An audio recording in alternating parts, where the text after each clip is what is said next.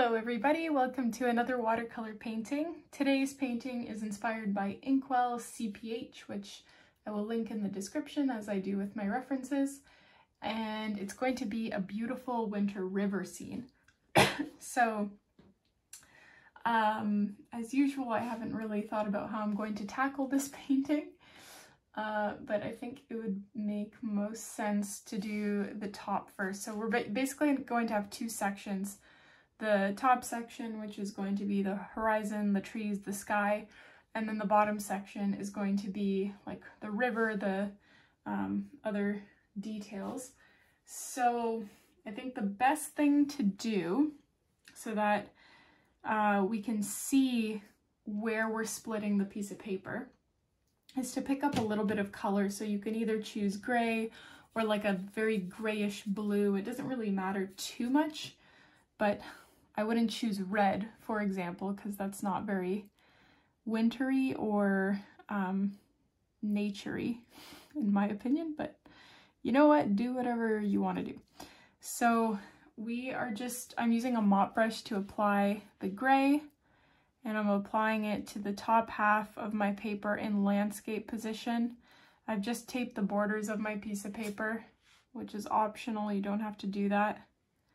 I haven't done that in many videos, but I recently started doing it again. So just make sure your layer is nice and even. You don't have any water pooling anywhere.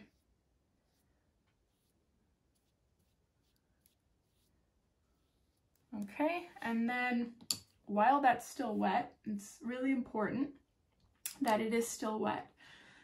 You can go ahead and start applying some color kind of in the shape of shrubs and trees.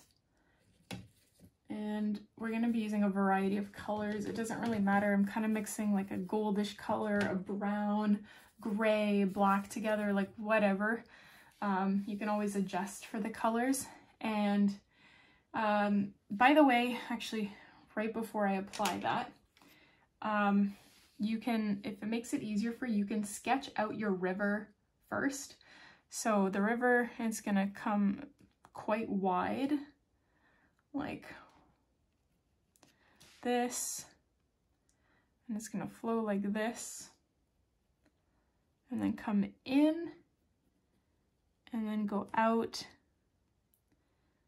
and so that's going to come out like this and flow like that. So that's kind of like what our river is going to look like. You can always adjust that a little bit later, but that helps with the positioning of our trees. So I'm going to have one group of trees over on this side, and it's going to come up somewhere like this. And then I'm going to have another group of trees on this side, like this. So I'm really just like plopping that color on, not really caring about it. And only after you've applied that you can start adjusting for your colors. So you can add some gray in there, you can add like more pronounced brown, black, like whatever. It's a gray winter scene. Doesn't have to be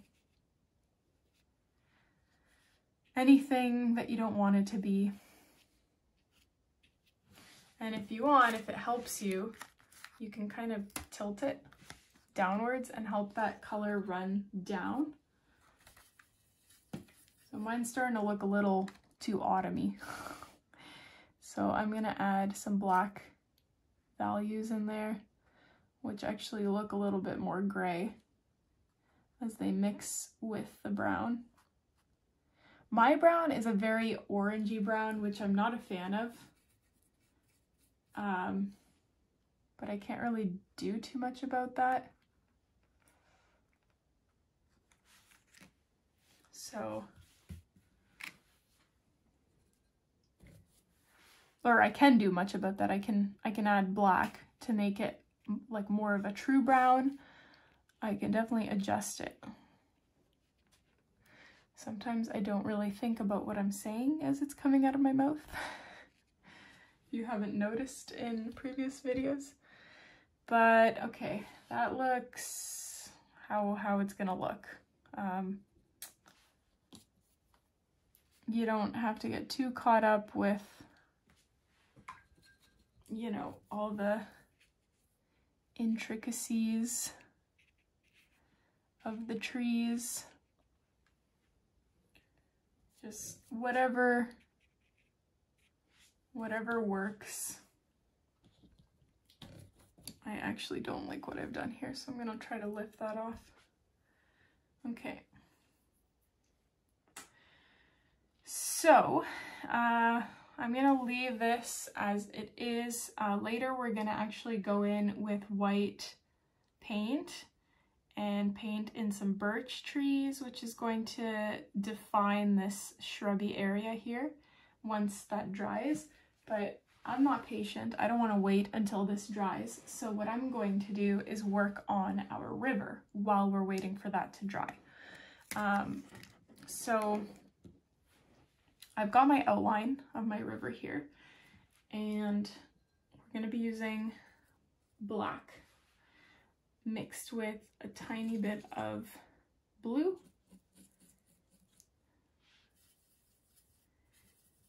Just to make it a little bit contrasting from the black that we used up top.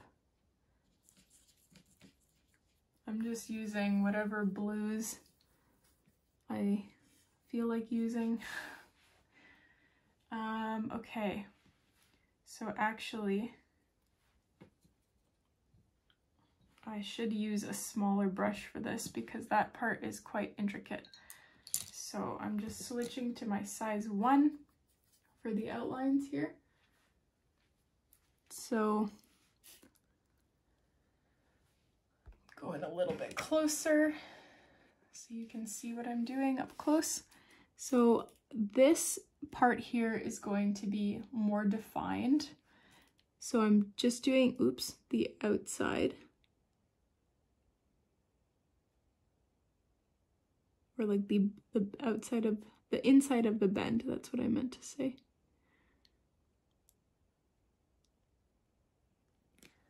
Like so.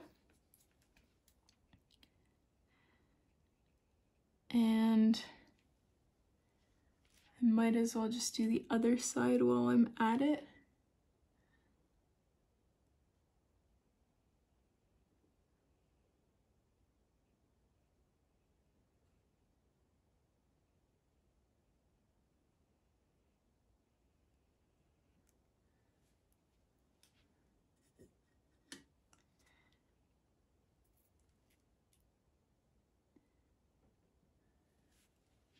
Okay. And now what I want to do is blend those together. But I have to be very careful here because I'm using a massive brush for that tiny space.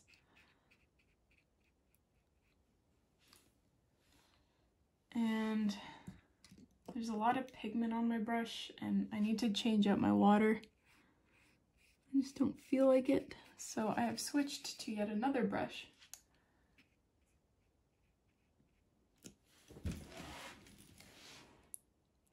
This is a very intricate process where you just gotta keep at it until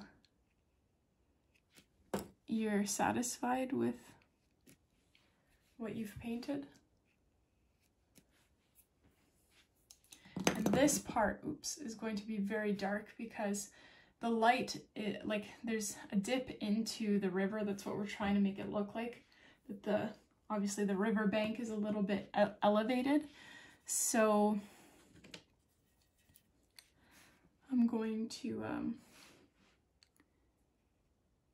make that darker, or try to make it darker. Like there's not nearly enough black there, so I'm gonna add that in.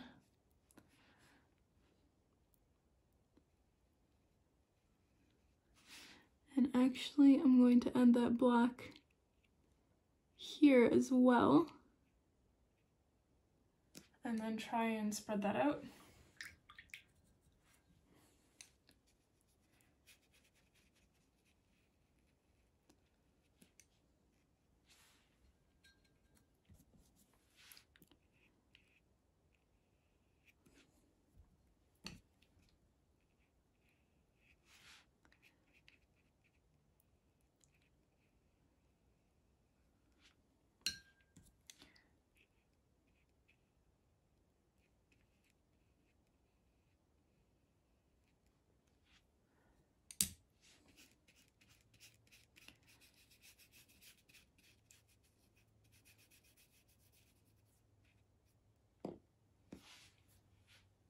Okay, so we've got a general idea of our shadow here. I do want it to be a little darker. And I'm trying to fade it a little more naturally.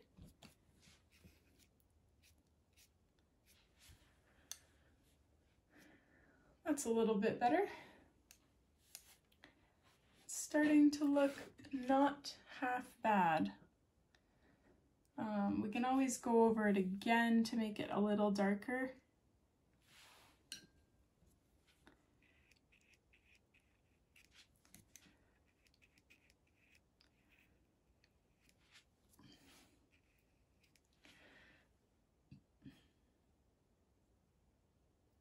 Now, while, because I don't think this is dry yet, or my river is definitely not dry yet.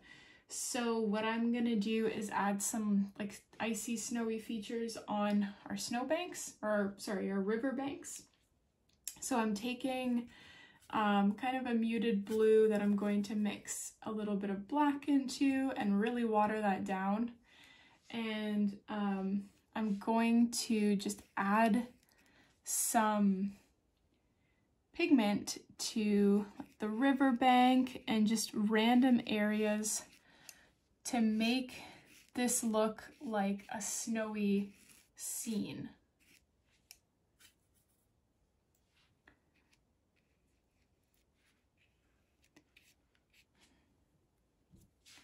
We want it to look almost like a shadow, a backdrop shadow or something like that. So I'm okay with that, I believe.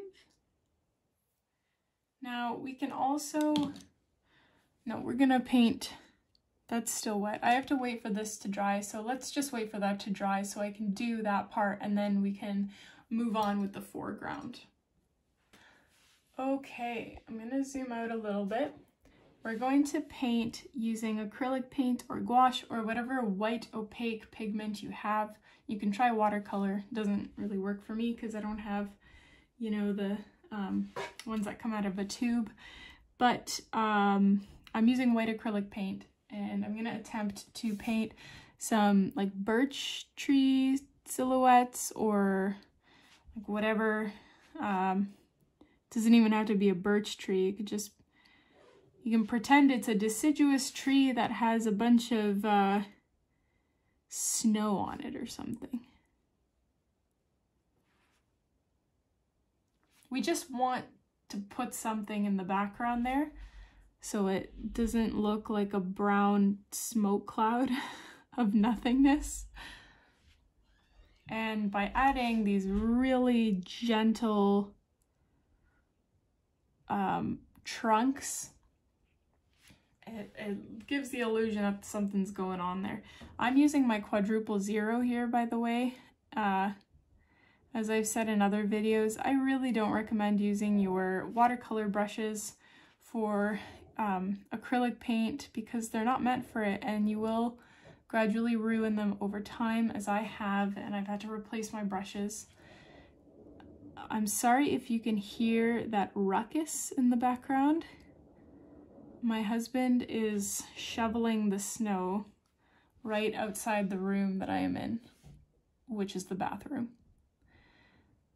I don't know if it was, I already mentioned this in this video or another video. I feel like I say this quite often, but I film in my bathroom because it has the best lighting.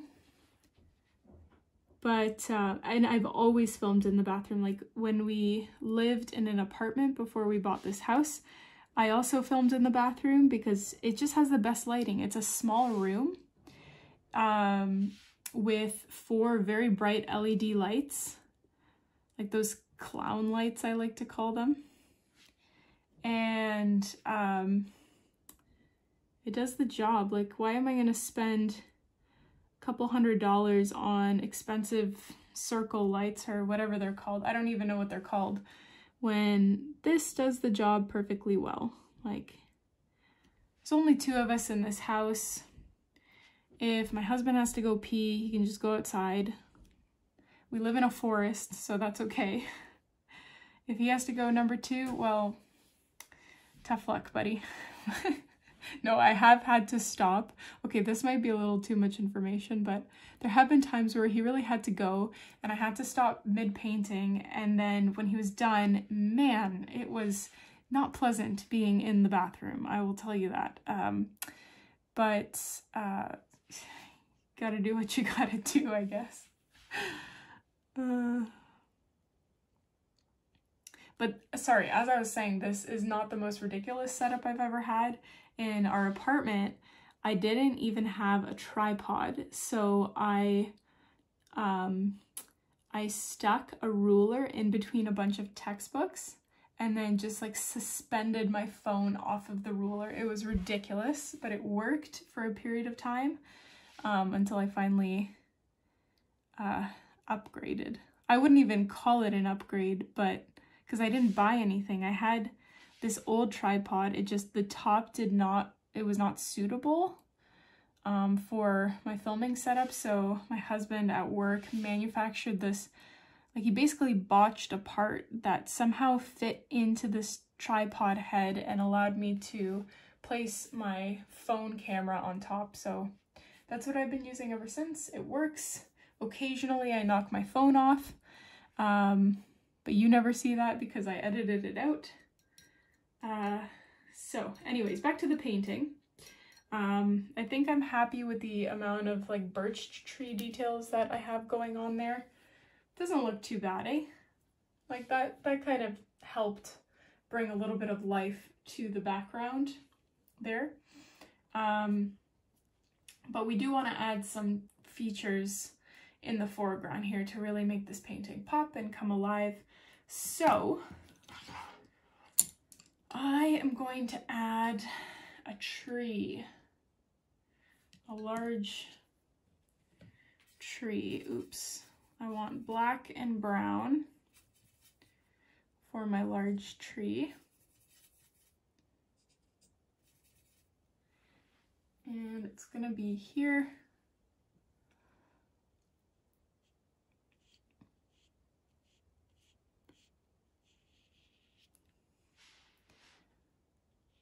And it's gonna extend beyond the painting.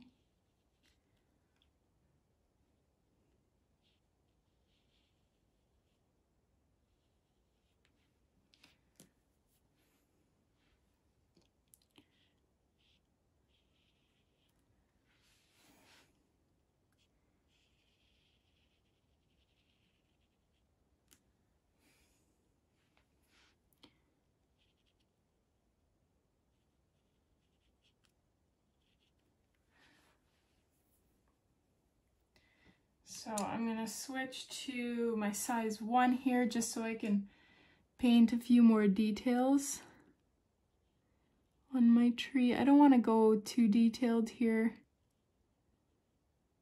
It's not the intention,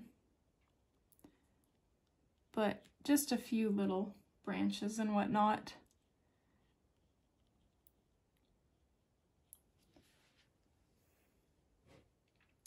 Now, I do want to like give the illusion of some leafy, shrubbery stuff on there.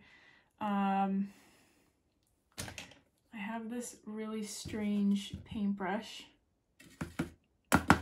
that somebody gave me. I have no idea what this paintbrush is actually for. So please don't laugh at me if this is likely not the use for it, but it works. It makes like this kind of leafy illusion. So it works for my purposes, but if you want to tell me what it's actually for, that'd be cool. I'd appreciate that. You could just kind of dab a normal paintbrush like this and it'll create a similar effect, but it takes longer. Okay. The other thing I want to do is just paint on like some blades of grass or something just coming from the base of this tree.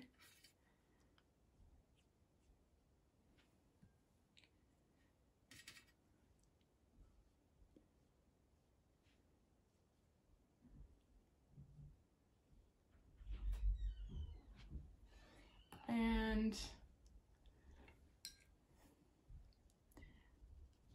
just gonna extend the base down a little bit, bring some of that darkness down, and then take my original, the blue that we used for the lake here, and I'm gonna try and create some sort of like shadow situation coming from the tree.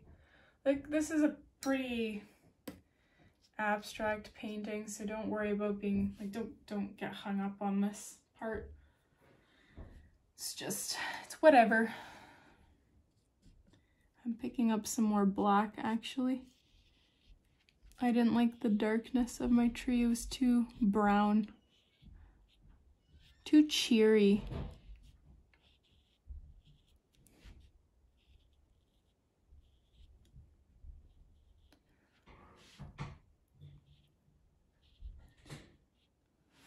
So there we go.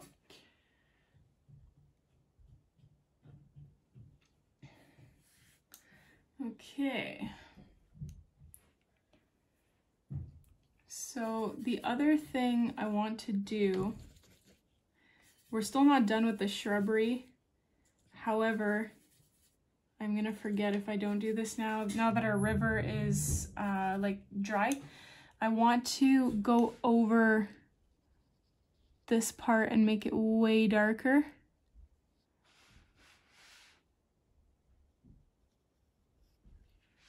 And make it darker here.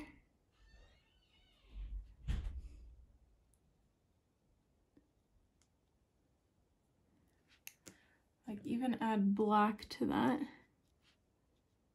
Whoops. Especially here. And I'm rinsing my brush so that I can kind of blend all of that out before it dries.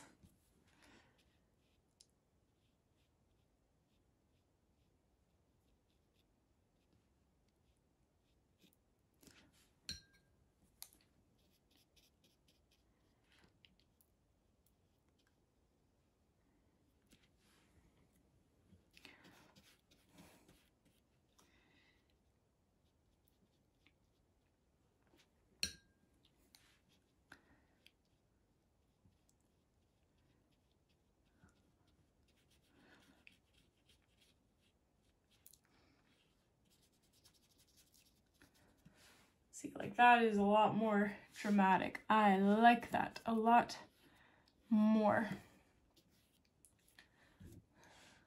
Very, very nice. I don't know about what you guys think, let me know, but I quite like that a lot more. Like the darker it is. Oops. Perfect, okay. So building off of that, I am going to add some like shrubbery that's growing on the side of this lake. or whatever this is. Not a lake, oh my goodness, a river. Actually, yeah, oh, that is so much better. If you're like really loose with your brush strokes, it looks so much more natural. So if you just kind of zigzag your brush back and forth really gently, it looks way more natural than when you try and control it. So I'm gonna do that again over here.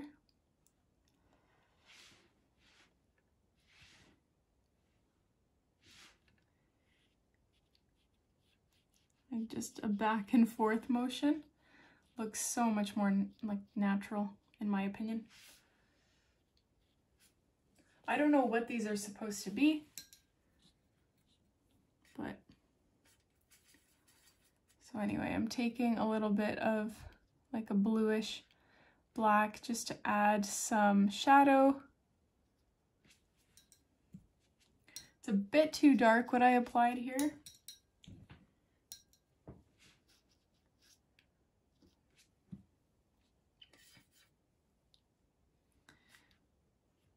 I'm gonna try and darken this a little.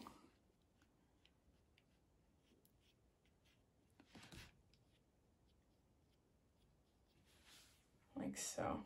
Okay.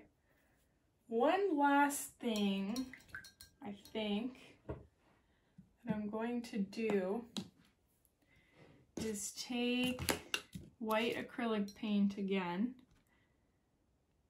I'm going to water it down a tad bit to make this easier for myself. But I'm going to try and just go over it with the white acrylic paint and add some like white highlights to these strands. Oops, that is not what I wanted to do.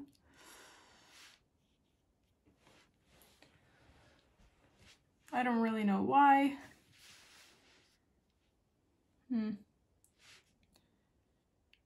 This is optional. I'm not really sure why I'm doing that. Make it look more abstract, I guess. All right, I think I'm okay with generally how that looks, so I'm just gonna peel off the tape. Whoops. To reveal hopefully clean edges. And there we have it, a river winter scene. I hope you guys enjoyed this landscape tutorial. If you did, please hit the like button, leave a comment down below, subscribe, and I will see you in the next one.